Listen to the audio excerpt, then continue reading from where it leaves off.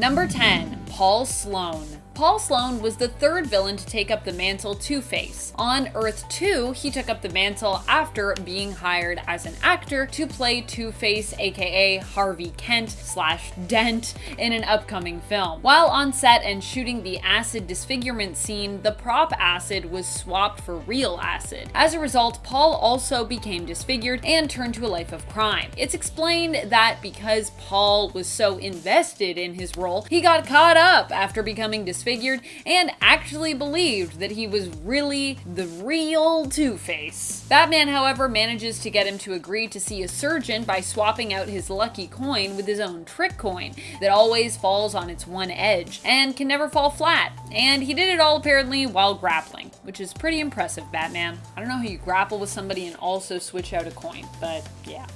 Number 9. Arkham.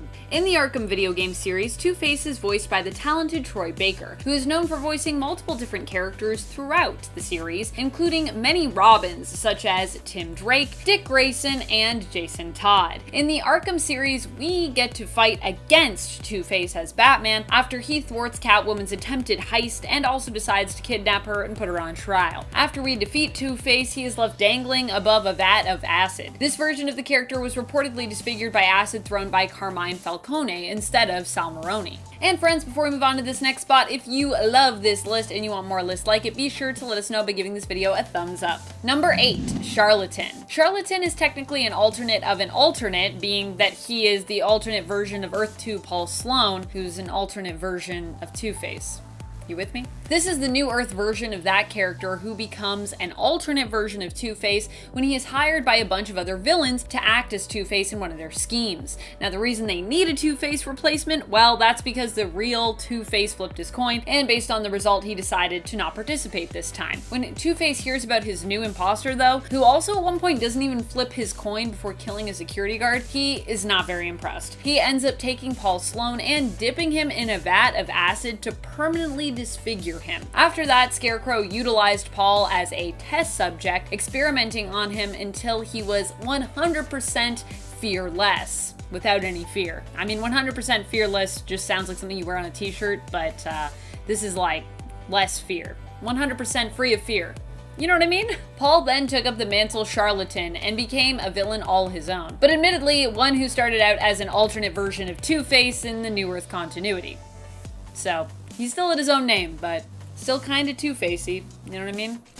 Although, he doesn't flip a coin or anything like that, I'm pretty sure, so there's that. Number 7. Young Justice. This alternate version of Ivy is definitely a villain, being a member of the Injustice League. She not only has her now typical chlorokinesis powers, but has also worked to create even more monstrous plants, enhancing them with various types of venom, tech, radiation, and magic, including even Joker venom. While Poison Ivy is a force to be reckoned with in this reality, she does ultimately get defeated by Young Justice. But hey, they're the main team of the animated series, and villains are basically designed to lose to heroes, especially if it's a hero-centric story. One of the things I really love about Ivy in the animated series Young Justice is her look. She has green markings on her face and her arms that look like vines almost on her green-hued skin. Number 6. Earth 43. One of the most despicable versions of Poison Ivy. This version hails from the home reality of the Red Rain series, the reality where Batman gets transformed into a vampire. Here, Poison Ivy is a serial killer who uses her powers to seduce men, making them want her desperately before she kills them with a single toxic kiss. Vampire Batman, however, quickly puts an end to Ivy. Here she has chlorokinesis as well, but his very presence causes harm to her plants, killing them. Despite her abilities, he defeats her easily enough by biting into her neck and decapitating her afterwards, you know, to make sure that she doesn't turn into a vampire. This version of Ivy both first appears and dies in Batman Crimson Mist. Number 5. Arkham Game. In the Arkham video game universe, Ivy becomes a somewhat redeemed figure. Initially, she is a villain, one of the criminals locked up in Arkham Asylum who ends up breaking free. But although she seems to identify more with nature than humanity, she still ends up helping to save Gotham in the end. even though she recently plotted the city's demise herself. Poison Ivy here is toxic to most people thanks to some accidental mad science, which caused her to turn into a plant-human hybrid. Instead of blood pumping through her veins, Ivy has chlorophyll. She also has pheromone powers, which here make her a master of seduction. Poison Ivy teams up with Batman in the end in this reality to help him defeat Scarecrow's fear toxin, even sacrificing herself to number 4, New Earth. Similar to her animated counterpart, Poison Ivy in the previous continuity of New Earth was not as powerful as the current version of her that we have in the comics. At least, not initially. Originally, her abilities were more based in the realm of science and her knowledge, but following the events of Crisis on Infinite Earths, she gained more superpower-based abilities. Her chlorokinesis in the New Earth continuity seems to be somewhat mystical in origin post-Crisis, actually being tied to the green, which is the same force that grants the powerhouse of Swamp Thing his powers. She also ends up developing pheromone control that allows her to seduce not just men, but people of all genders. She can control her green-hued skin, reducing its pigmentation, allowing her to move through a crowd unnoticed, and she can absorb the toxins of animals and plants to make her touch more deadly. Number 3. DCAU. Harvey Dent in the DC animated universe is voiced by Richard Mall. Here the character is the best friend of Bruce Wayne, and we also see him early on become a victim of Poison Ivy as she attempted to seduce him in her civilian identity as Pamela Isley, while really seeking to poison him as part of a revenge plot for the near extinction of the wild thorny rose plant. Harvey here, before he even becomes Two-Face, also is plagued by a dissociative identity disorder, with another more rage-filled and dangerous persona lurking deep within him that is referred to as Big Bad Harv. Big Bad Harv surfacing can actually result in blackouts for Harvey where he doesn't really remember what happened, but also it appears so rarely that it's never really been considered a huge problem for him, at least in the beginning. Obviously. Once he's Two-Face, might be a problem. Number 2. Harvey Kent. Harvey Kent is one of the alternate versions of Two-Face, who comes to us from Earth number 2. This version of Harvey, although the actual original appearance of the character in Detective Comics issue 66 in 1942, was actually wiped away from main continuity with the Crisis on Infinite Earths event. Harvey Kent was also sometimes known as Harvey Dent, and his backstory is similar to his main continuity counterparts. He was a great criminal lawyer who had acid basically thrown on him by Sal Maroni. However, a few times Batman actually managed to get Two-Face to turn back to the side of good, and at one point he even has plastic surgery which allows him to resume his old life, since his criminal desires were pretty much directly linked to his appearance and happened as well as a result of his love, Gilda, leaving him because of his disfigurement. Don't worry, he and Gilda do get married, although I feel like if someone left me because I got disfigured, I probably wouldn't want to get back with that person. I'd be like, wow, that's kind of shallow, but okay. I mean, I like things that look nice too, but can you see beyond my disfigurement to the beauty inside? Apparently Gilda could not. Number 1. The Dark Knight. Aaron Eckhart was the actor who played hotshot district attorney Harvey Dent in Chris Nolan's Dark Knight film. After being disfigured in an explosion that kills his love, Rachel, Harvey is driven to madness and a life of chance-based crime by the Joker after he pays him a visit at the hospital, and basically preaches to Harvey about chaos. We see a man who goes from making his own luck with a two-headed coin that he often flips for show when it comes to making decisions, to a man who lets fate decide, with him now flipping his two-headed coin that is burnt on one side to help him figure out whether he should do something good or something bad. All in all, it's a pretty neat depiction of the character, and Aaron Eckhart as Harvey Dent and Harvey's arc in this story is a part of what makes the Dark Knight film so good. I know we all talk about the Joker a lot, but Two-Face is also really good in this movie. Also, Aaron Eckhart, I need to watch more movies with you. I feel like I haven't seen you in forever. How are you? Are you good? What are you up to? Actually, I did check Aaron Eckhart's IMDb when I was writing this, because I was like, what? How have I not seen this person in so long? And he is still working quite a bit, so I just need to go back and watch some things with Aaron Eckhart in it. There you go. In at 10, Hyena. Hyena, first introduced in Legends of the Dark Claw #1 from 1996, is a combination of DC's The Joker and Marvel's Sabretooth. He is the archenemy of Darkclaw, a combination of DC's Batman and Marvel's Wolverine. His real name is Creed Harley Quinn. The Canadian government initiated the Weapon X project. Logan and Quinn of the RCAF were both accepted as candidates for the project, along with 4 other volunteers. Logan's latent metamutant healing factor kicks in, which allows him to survive the adamantium crafting process, and Creed survives as well, but becomes a remorseless killing machine, exactly what the project was hoping for. Creed's sanity does not fare as well, and he eventually goes rogue, because of course he's going to.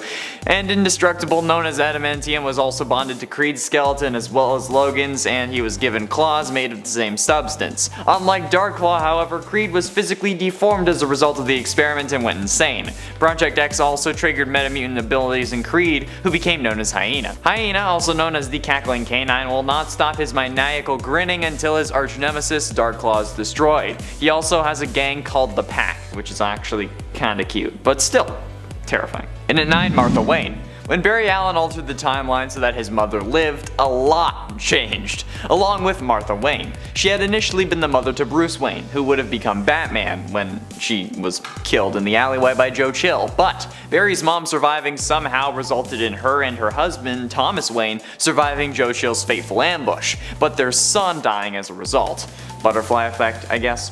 This ultimately broke her, driving her completely insane from grief and having her adopt the identity of the Joker, as well as committing various crimes in Gotham, also resulting in Thomas becoming a vigilante known as Batman in an attempt to stop her. By the time of the Flashpoint saga, she had kidnapped the twin sons of Harvey Dent without leaving a ransom note, and then, at her hideout in Wayne Manor, manipulated Commissioner Gordon into shooting the daughter by dressing her up in a Joker outfit, and then murdered the Commissioner. Eventually, Batman arrived, and she had proceeded to bludgeon her former husband with a hammer, an action that Batman willingly endured for a chance at getting a glimpse of the remaining psyche of his former wife. Ultimately, he managed to temporarily get through to her and revealed that they may have a chance of actually undoing the events that happened, although it may result in her deaths. She accepted though, because she wanted her son to live, but apparently not become Batman. And at 8, Suicide Squad. The Joker is an infamously extreme and formidable psychopathic crime lord in Gotham City in this movie, being at the very top of the city's criminal underworld, greatly feared by all those other crime bosses and criminals. Though he is devoid of empathy or pity for anybody taking part in his wicked schemes, either by intimidation or fraud, the Joker used to adore his on-again, off-again girlfriend and partner in crime Harley Quinn, doing his utmost to rescue her from Task Force X and the clutches of Amanda Waller, with eventual success. I mean, like, he was in the movie for like 5 minutes total, but like, it's better than nothing, right? For unknown reasons though, he later broke up with Harley, leaving her on her own and the target of many of his enemies. This version from the DCEU was certainly a darker and more brutal Joker than what we've been seeing in the comics now, not relying on Batman and being more willing to kill like he was in the golden age of comics, much along the lines of the 3 Joker revelation from the Mobius chair, since this version also killed Robin in the DCEU prior to the events of the movie. However, some also believe that the Joker is a mentally unstable version of Robin, which could be revealed to be true, but I don't know if they're actually going to reveal it and just let it be a theory. And yes, I was doing this to show the mask multiple times. Number 7. Telltale Two-Face. In the Telltale games, Two-Face is running to become the new mayor of Gotham, and is good friends with Bruce Wayne, relying on his friend's influential support to help him get elected so that Harvey can clean up Gotham. However, in the end, Harvey Dent is turned into a villain after being injected with a substance by the children of Arkham. This causes Harvey to become mentally unwell, developing a secondary persona that eventually takes over, known as Two-Face. I mean, I think we all saw that one coming. He may also become scarred in the game depending on the player's choices made as Batman, which of course makes his whole dissociative identity disorder worse and helps it to progress a lot faster. The cool thing about the Telltale games is when it comes to characters like Two-Face, it kind of plays on your knowledge of Batman lore and kind of tries to use it against you in fun ways with unsuspecting twists. So you might be like, well, if he doesn't get scarred, can he become Two-Face? Harvey Dent's always going to become Two-Face. I think that's just inevitable, sadly. Number 6. Wilkins. Wilkins was Harvey Kent's butler, the original Two-Face of Earth 2, and was the second person to take up the mantle of Two-Face. He decided to don makeup and impersonate his employer, committing crimes, but would be apprehended and revealed as an imposter by Batman and Robin. Back in the day, apparently almost everybody wanted to be Two-Face for some reason. There were a lot of imposters. I'm not really sure why. I guess there were just a few times when Harvey Kent wasn't using the persona, because he does get better a few times. Also, if you are thinking I should be saying Harvey Dent Dent. If you've been listening to this whole list and you're like, isn't it Harvey Dent? Isn't it Harvey Dent? Harvey Dent is the main continuity version that we have now, and Harvey Kent was also known by that alias. He was known as Harvey Dent too sometimes, but his real name was Harvey Kent, not Dent, initially. Earth 2, friends. Number 5. Jessica Dent. Jessica Dent is the twin sister of Harvey Dent from Batman Earth 1. After Harvey Dent dies in this reality in a riot, Jessica develops a dissociative identity disorder, creating a new, more aggressive and violent persona meant to be a stand-in by her mind for Harvey. This persona, in fact, goes by the name of Harvey Dent. Jessica initially worked with her brother and with Bruce Wayne, her close friend, to put a stop to the Penguin and his criminal empire. She would go on to become the mayor of Gotham after the Penguin was defeated, but would lose her sanity and become a villain following the death of her brother. Jessica, of course, never explicitly goes by the name Two-Face, but it is clear from her character direction that she's meant to be a version of Two-Face in this reality. Batman Forever. Tommy Lee Jones plays the very colorful and extravagant Two-Face in Batman Forever. I always forget too that it's Tommy Lee Jones. What a character. I personally love him as Two-Face. In Batman Forever, Two-Face is known for having sort of a split personality disorder, or a dissociative identity disorder. There's his good side and his bad side, and each has their own distinct style and even their own romantic partner, with Two-Face being shown as having two very different girlfriends. The reason he turns to his coin to make decisions in this reality is because he believes that acting from emotion actually betrays true justice. Better to leave it up to the fates to decide how to act and which version of him gets to be in control. However, his obsession with the coin flip and chance also ends up being kind of his downfall here. Batman tosses up multiple coins during Harvey's coin toss, and in his confusion as he tries to find his own coin in mid-air, Harvey plummets to his death. So there you go. You can't, as a villain, get too obsessed with your trope. If that happens, it's all downhill from there. Or ego. I would say those are the two things you gotta watch out for if you want to be a supervillain. And at 3, a serious house. In the world of Arkham Asylum, a serious house on a serious Earth, the inmates of Arkham Asylum have taken over and seized control of the staff. They're willing to release the hostages, but only if their one demand is met. Batman must be turned over to them and become one of their own. Commissioner Gordon informs Batman that the patients of Arkham Asylum have taken over the building and will kill the staff unless Batman agrees to meet with them, and the patients are of course led by the Joker, who kills a guard to spur Batman to obey his wishes. Two-Face meanwhile has degenerated even further into madness, and Batman is forced into a game of hide and seek and told he has 1 hour to make his way through the maze-like corridors of Arkham and find a way out before his old foes are sent after him. Yep, yeah. The fact that Joker is just leading a whole gang of prisoners who have taken over Arkham is absolutely insane, and then the art style of this comic makes it one of the freakiest depictions of the Joker to date. Like, you've been seeing it, it's nuts. Penultimately, in at number 2, The Batman Who Laughs. The story of Batman of Earth 22 was not much different from that of any other version of the Caped Crusader. When he was a boy, Bruce Wayne watched his parents get murdered in an alley, vowing vengeance against crime. So he trained for years and became the hero Batman, fighting supervillains in Gotham City. Everything went sideways though when Joker started a killing spree across Gotham. The clown had discovered that he was dying from the same chemicals that had turned him into what he was, and wanted to make everyone die with him. He killed all of Batman's enemies, including the Penguin, Catwoman, Killer Croc, the Ventriloquist, a lot. Joker also killed Commissioner Gordon, who accidentally sprung an acid trap on his notebook and it melted his face off. After bombing a hospital and recreating the scene of Bruce's parents killing in front of him multiple times, Batman lost control and broke the Joker's neck. Unbeknownst to Batman though, the Joker exhaled a toxin contained in his heart, which infected anyone close to him if he died. In this case, it was Batman. This caused him to snap and basically become the new Joker, taking over Earth 32 and later on, gaining cosmic power. Yeah, cosmic power. Joker. But also Batman. No thanks. And finally, in at number 1, Death of the Family. When the Joker became obsessed over destroying the Bat family, he decided to arrange for his face to be surgically removed. According to the Joker, he did this to symbolize that even without his mask, he was still the Joker, whereas Batman, Robin, and Batgirl's identities were only mask deep. To see this through, Joker arranged for the serial killer known as the Dollmaker to remove his face surgically in Arkham Asylum. The Dollmaker sent his, son to do the procedure though, only for the Joker to kill him by tearing out his throat with his teeth. Dollmaker later went on to actually remove his face, since Joker refused to do it any other way, but the two actually arranged to celebrate his rebirth before leaving the clown's face on the cell wall for Batman to find.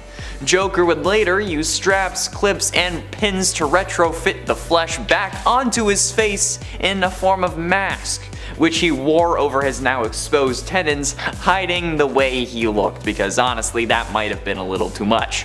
Joker would also remain in this mask for the remainder of his plan to destroy the Bat family, a mission which ended in a dinner party in the Batcave. And I think it's fairly obvious why this is number 1. Even without cosmic power, a man getting his face removed only to turn it into a mask to wear it again? No thank you. Not to mention that this is also the face that Joker's daughter ends up wearing, I'm pretty sure. So, no. Number 10. DCAU. In the main animated universe known as the DCAU, the DC Animated Universe, Poison Ivy isn't quite as powerful as her comic book counterpart. She doesn't have the power to manipulate plans, but you know what's cool about her? She doesn't really need that. Here, Pamela actually relies on her smarts to get stuff done typically. She often makes her own poisons, toxins, and serums using plants, using her skills as a genius chemist and botanist to do so. Aside from that, Poison Ivy also is known for having an immunity to all poisons and toxins, even Joker gas. Ivy doesn't just have brains and toxic immunity though. She also has some bronze in this reality. This version of Ivy is also a skilled gymnast and comes armed with a wrist-mounted crossbow, which she occasionally uses. Later on, she also develops pheromones, which she often uses to make men do her bidding. A quite literal femme fatale. And friends, before I move on to this next spot, if you are loving what we do here at Top 10 Nerd, you should go check out our newest channel, Most Amazing Top 10 Anime. And when you head on over there, hit subscribe and let them know that Amanda sent you. Number 9. Gotham by Gaslight. Even the old-timey Victorian version of Ivy is pretty cool. Gotham by Gaslight is a series and alternate Earth where Batman actually hunts Jack the Ripper in Gotham City. It is set in the 19th century, turn of the century sort of era. Here, Pamela Isley is also a baddie. She ends up appearing in Convergence Shazam issue number 2 instead of the main Gotham by Gaslight story. Here she is revealed to be one of the rogues of Batman from the Gotham by Gaslight reality. We also learn that she does in fact still have chlorokinesis powers, which I think is pretty neat. It should also be noted that there is in fact a Batman Gotham by Gaslight animated film as well, but for this point we're focusing on the version of the reality from the comics. So not to be confused with the animated film. Number 8. Arrowverse. I'm not sure if we are still calling it that or if we're calling it the CW verse at this point, but you know what I'm talking about here. Poison Ivy is a character who actually appears in the Batwoman series, first being mentioned in episode 13 of the 2nd season, I'll Give You a Clue, and first appearing in the 8th episode of the 3rd season of the series, Trust Destiny. She is portrayed by Bridget Riga in the show, and like her comic book counterpart, has chlorokinesis powers which allow her to command, create, and manipulate plant life. Ivy here, however, does not have pheromone powers, but instead hypnotism powers, which seemingly allow her to control those who lock eyes with her. However, even this power, like Ivy's pheromone powers in the comics, can be thwarted. And at 7, Emperor Joker. Emperor Joker was the form the Joker took after tricking Mr. Mxyzptlk into donating 99.99% of his powers to the Joker. He gave him 99.99% of his powers accidentally. As a direct result, he became near omnipotent and created a hellish world in his own image. At some point, the imp from the 5th dimension, Mr. Mxyzptlk, attempted to see what a member of the regular realm would do with his power and selected the Joker. He intended on only donating 1% of his power to the Joker, but the Mad Clown tricked him into revealing his true name and thus ended up gaining 99.99% of the powers, and proceeded to transform existence within 69 seconds. Nice. Into a realm made in his own image, which was a twisted caricature, and with everyone stuck in a loop. Emperor Joker continually tortured and killed Batman every single day, only to bring him back to life and do it all over again. As could be expected, Emperor Joker took pride in these particular killings due to the unique relationship the two characters continued to share. Although this relationship is also the Joker's undoing, since he was still defined by being the Batman's antagonist, and he was beaten by a dog of all things. Okay, well, it was Superman as a dog, but still. Joker with near absolute power? no thanks. And at 6, Batman Two-Faces. Batman Two-Faces is the DC equivalent to the Dr. Jekyll and Mr. Hyde story, where ironically, Harvey Dent, also known as Two-Face, isn't the one with the Hyde affliction, but rather Batman himself is. It's the year 1886. Bruce Wayne is organizing a gala to exhibit the Twilight Orchid, a rare flower with unique characteristics. During the day, the flower is exquisitely colored and perfumed and attracts a large amount of insects. At night, however, it turns into a weed, attracting only pests. I know a few people like that. Miss Pamela Isley, Bruce Wayne, Commissioner Gordon, and many of Gotham's finest attend the gala where Two-Face storms in and steals the flower. Bruce reveals that he had hoped to actually create a potion derived from the flower, which was retrieved from Miss Isley's dead hands. A potion which would cure Two-Face from his dual personality. Finalizing the potion, Bruce tests it on himself. He suddenly develops superhuman strength, agility, and a new sense of courage and purpose. He puts together a costume and sets off to battle crime on Two-Face's terms. However, this potion didn't only give him powers, it gave him another personality. The personality of the Joker. Yeah, that's right. In Batman Two-Faces, Bruce Wayne is the Joker, which is pretty frightening for sure. Halfway through into number 5, Batman Bloodstorm. At one point, Gotham City was attacked by a group of vampires led by Dracula. However, the vampires were defeated by Batman, who would become part vampire in the struggle. The Joker later lured the surviving vampires out of their underground lair and convinced them to allow him to be their new leader. The vampires accepted, and the Joker appointed a vampire named Creech to be his second in command. The Joker and his new gang then set out to conquer Gotham's underworld. Their first target was Cardona. The vampires ambushed Cardona and his thugs at their hideout, drank their blood, and transformed them into Night Stalkers like themselves. But yeah, you heard that right. The Joker of Earth 43 is Batman's archenemy, and a non-vampire leading a pack of vampires through fear. The ability to lead a group of vampires through fear is absolutely nuts, because like in every incarnation, vampires aren't really afraid of anything, aside from maybe other vampires or like steaks. Like nice medium steaks. That was a bad joke. You know what I mean, right? Like this is, how crazy is this version of the Joker to try to do that? I don't know. Like holy damn, or I guess unholy damn. Let's go on. And at 4, Dark Knight Returns. Like most incarnations, this Joker is a psychopathic mass murderer who is Batman's archenemy. Following Batman's retirement though, he gets confined to Arkham Asylum and falls into a catatonic state. But when Batman returns 10 years later, he comes back as well for a final showdown with the Dark Knight. It's unknown how he knows that he's back, but he just wakes up. The final showdown between the two ends in the Tunnel of Love, in which Joker hysterically stabs Batman in the stomach several times. But mid-stab, Batman instinctively breaks the Joker's neck just enough to paralyze him, but not kill him. Joker encourages Batman to finish him off, but Batman won't do it. So the Joker then finally says, "See you in hell," before, in a last act of revenge against his enemy, twists his own neck just far enough to kill himself, and framing his enemy for his own murder. Isn't that wonderful? That's freaking nuts. Who snaps their own neck to frame a guy? Okay? This is one of the freakiest scenes in all of comics. Like, what the living hell? Number 3, Lady of the Forest. It's possible that this version of Ivy is even more powerful than she seems in the comics. She hails from the reality belonging to the Dark Knights of Steel series, which sets up the DC universe in a more medieval and fantasy-based setting. Here, Ivy is known as the Lady of the Forest, protecting Hob Forest out of love for the court jester Harley Quinn. While her power is really shown to only have reach in the forest in the series, it is more magic-based in this reality, and it could potentially reach further than that. It could be just Ivy doesn't want to reach further than that.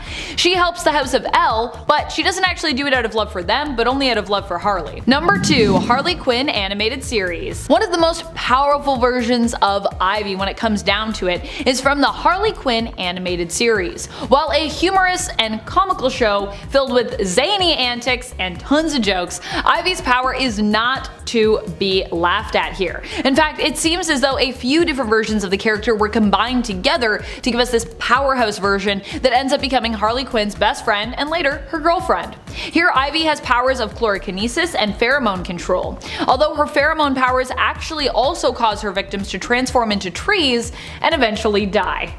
Which could be a plus, could be a minus, depending on how you see that. Much darker than the comics for sure. Poison Ivy here can also heal from pretty much anything, even seemingly coming back from the dead, so long as she's buried in fresh soil, which seems to allow her to regenerate, which is pretty cool. Number 1, Prime Earth. Technically, this version of Poison Ivy isn't a variant because she's the main continuity version from the comics, who we now consider to be the prime version, but she's really powerful, and I'd be remiss if I did not mention her on this list. So we're gonna talk about her. She's making my cut anyway. You're just gonna have to deal with it because she's too good for me to not talk about her. The current main continuity version of Poison Ivy is similar to her New Earth counterpart, but her power levels are on a different scale. She was never able to stick to walls, sadly though. Yeah, that was the thing that New Earth Ivy could do pre-crisis, which was pretty weird, but also kinda interesting. This version of Ivy was powerful enough to at one point use her abilities to control all of the people of the world through the greens that they ate. What's even more crazy is she was actually talked out of ruling the world, as that was really the only way to defeat her at that point. That's how powerful she was. She had such immense control over supremely powerful beings as well, like Superman. This version of Ivy can also connect to other plants through the green, allowing her to perceive many different places around the world through the shared consciousness of plant life. And because she is connected to the green, she can never really die either, like her Harley Quinn animated series counterpart. Kinda like Swamp Thing as well, she can kind of always come back because she kind of exists in plant life, you know what I mean?